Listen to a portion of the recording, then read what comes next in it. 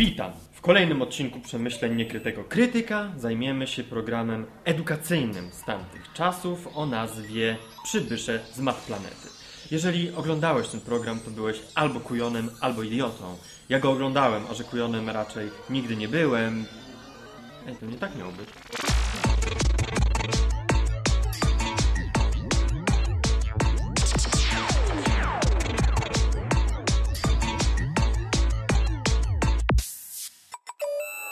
Pamiętam, że kiedy w liceum ktoś pytał mnie przed klasówką z matematyki,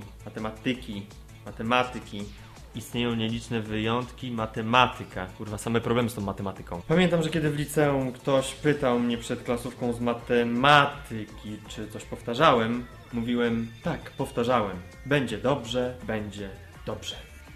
Głównymi prowadzącymi program są przyjaciele z jednej paki. Dwa matematyczne znaki, pi i sigma. Ich trzeci brat też chciał prowadzić program, ale nie uczył się matematyki i teraz robi w wulkanizacji. Na co my czekamy w tych niewygodnych, materialnych postaciach? Jak to na co? Na kolejny rozkaz z Matplanety. Zawsze się zastanawiałem, dlaczego ten muszkieter mówi tak, jakby go coś opierdoliło. Nieprawda. Ale nudno. No to zróbcie coś, przecież to jest program rozrywkowy. Wyobrażacie sobie, co by było, jakby Kuba Wojewódzki tak prowadził swój program? Ale nudno. Chodź, pogramy sobie w coś na Matflipera. Pogramy w GTA 4.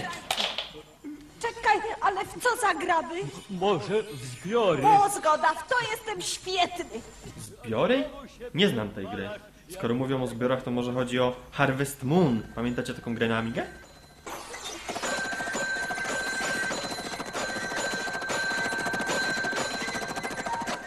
Moje są trójkąty. To jest gra? To jest jakieś gówno z mezozoiku. Kto gra w zbiory? A moje figury piegowate. Jakie? Co masz na myśli, Sigmo? Właśnie przeglądałem słownik wyrazów ziemskich i ten mi się najbardziej spodobał. Najwyraźniej nie poznałeś jeszcze dupa, cycki i browar. No dobra, zobaczmy, na czym polega ta gra w zbiory. Może nie jest taka zła.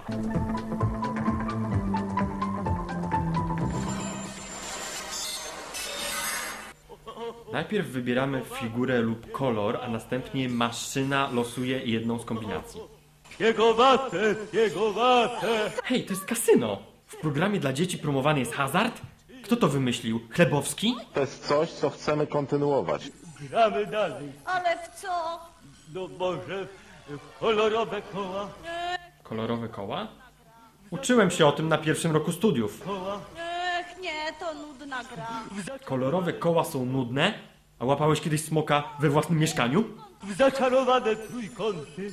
Też gdzieś słyszałem. Nie, w trójkąty ja już nie gram. Sigmo! A może byśmy tak zeszli na ziemię i zanieśli tam trochę matematyki? A won mi stąd, bo po moment na zadzwonię? To jestem świetny.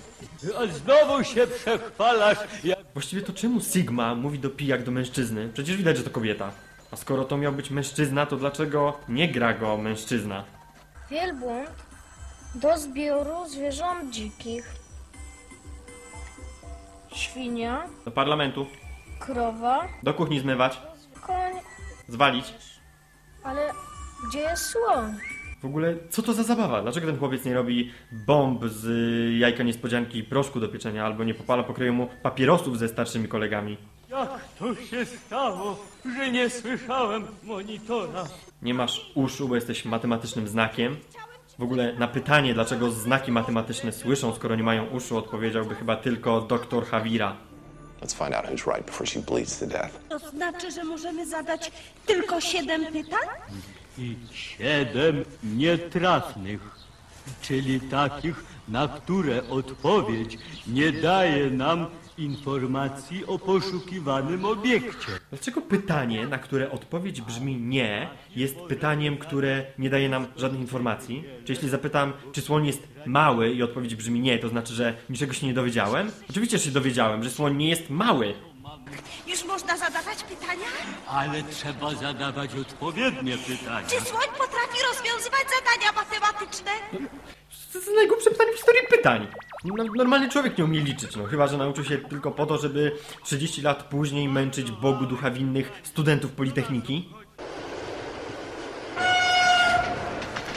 Zobaczcie, jakie pociągi jeździły 20 lat temu. Teraz jeżdżą dokładnie takie same, tylko 20 lat starsze. Czy słoń potrafi wydawać dźwięki?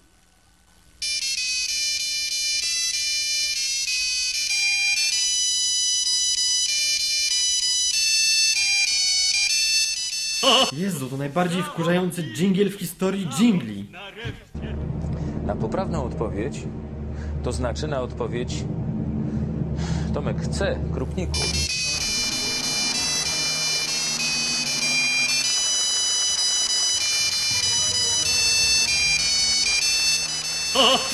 No musimy zmienić miejsce pobytu.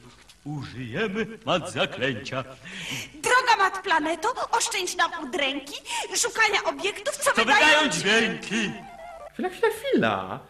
Skoro mat zaklęcie przenosi ich dokładnie tam, gdzie chcą, to nie mogą się przenieść tam, gdzie są słonie. Na przykład kupa w kiblu szybko tonie, przenieść nas, gdzie są słonie. Ha, no rozwiązajmy im zagadkę, no. Następne życzenie przenosi Sigmę i Pi na koncert rockowy. Sigmo, tu rzeczywiście słychać dość liczny zbiór przedmiotów wydających dźwięki. Ale który z nich to słoń? Może tam.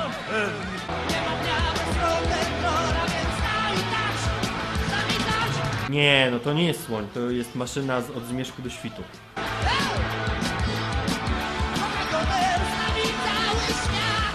Czy słoń ma dwie nogi? No wreszcie jakieś rozsądniejsze pytanie, teraz przynajmniej wiedzą, że ma... Czy słoń ma 3 nogi? Jakie stworzenie ziemskie ma 3 nogi? Facet z najdłuższym penisem na świecie? Czyżby słoń miał aż 4 nogi? Jezu, tym dźwiękiem można by resocjalizować. I would put up with much in the meantime, oh my brothers. Słoń będzie elementem części wspólnej zbioru obiektów, które wydają dźwięki i zbioru obiektów, które mają 4 nogi. Hej, dlaczego tam jest samochód? To jest obiekt, który ma 4 nogi? Od kiedy samochód ma nogi? It's a robot. Zwierzę to jest żywe stworzenie, które musi połykać pewne przedmioty, żeby żyć. Musi połykać, żeby żyć? To chyba nie o słonie chodzi. Połykać pewne przedmioty? Uciekł? Widzisz, to przez ciebie. Dlaczego go nie złapałeś? To był na pewno słoń. Nie, no to nie jest słoń, przecież ze słoni nie robi się sajgonek. Czy słonie jedzą kosmitów?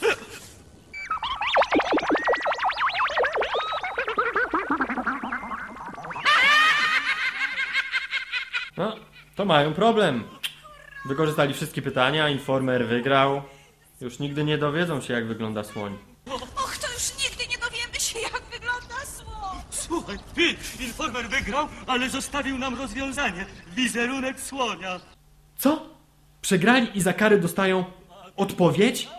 Wyobrażacie sobie taką sytuację w szkole? Kiedy była bitwa pod Grunwaldem? Co to jest fotosynteza? Ile jest 10 przykazań głównych? W jakiej walucie płaci się na naszej klasie? W eurogąbkach! Świetnie, 5 mniej. Moje podzespoły mi dospierają. Ten program jest dziwny. Tak naprawdę nie dowiedziałem się niczego nowego. Chociaż nie, jednego się dowiedziałem. Dlaczego ta kobieta, mimo że jest kobietą, jest mężczyzną. Tak czy siak, oprócz poznania nowego imienia nauczyłem się raczej niewiele i już za chwilę nie będę nawet pamiętał, że obejrzałem ten program. No. Idę po browara. Cholera! Zbiór browarów w mojej lodówce jest pusty. Muszę się kopnąć do monopolowego.